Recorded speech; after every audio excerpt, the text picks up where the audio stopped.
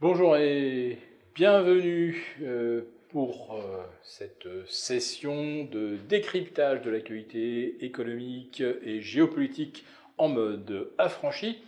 Je salue tous les abonnés de Télé Liberté pour cet épisode qui va s'intituler « Les propriétaires ne vont plus savoir où ils habitent ». Bon.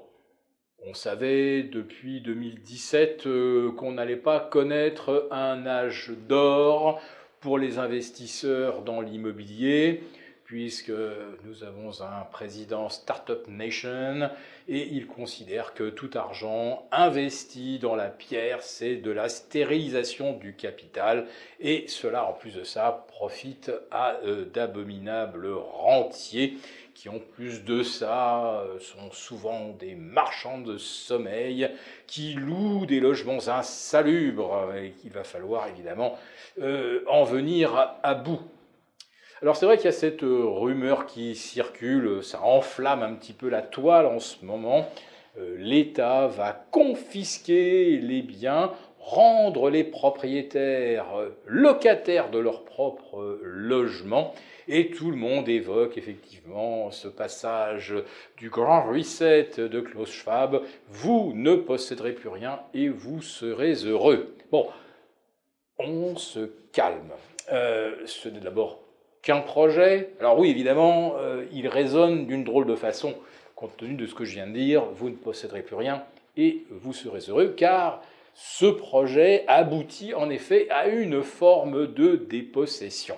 Mais avant d'en arriver là, il faudra d'abord que les logements qui sont concernés, qui sont menacés, aient été diagnostiqués, passoires thermiques, voire insalubres.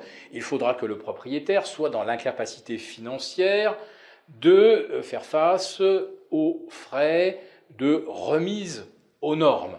Et l'État, à ce moment-là, se proposerait, mais bon, quand on remet son sort entre les mains de l'État, on n'est jamais très très tranquille, donc l'État s'engagerait à remettre le bien aux normes, et le propriétaire, qui n'avait pas les moyens de faire face aux dépenses, serait appelé à payer de façon échelonnée.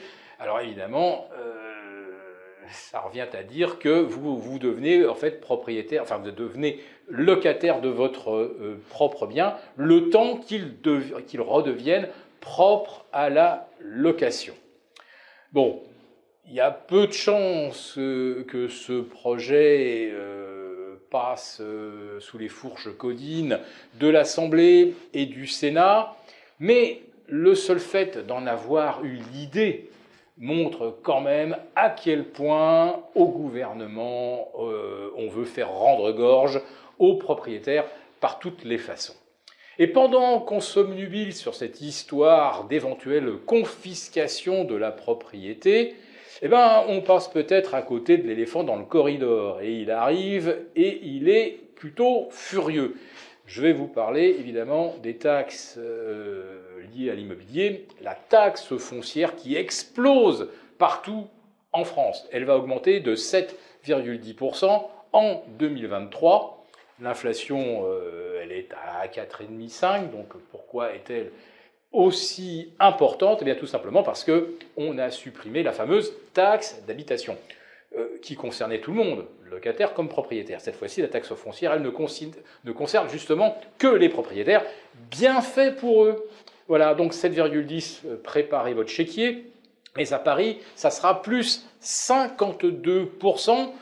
Merci à notre édile écolo technocrate qui continue de dire Parisiens, vous vous en tirez bien puisque on est encore une des villes les moins chères de France, ce qui signifie qu'en 2024, ça va encore charcler pour les Parisiens. En plus de ça, il y a les Jeux Olympiques. Ils seront comme toutes les éditions déficitaires et il faudra là encore en rajouter. Saint-Denis a également du souci à se faire. En fait, généralement, là où les taxes d'habitation augmentent, ou non, les taxes foncières vont augmenter le plus, c'est là où les taxes d'habitation avaient, on va dire, le ratio le plus important.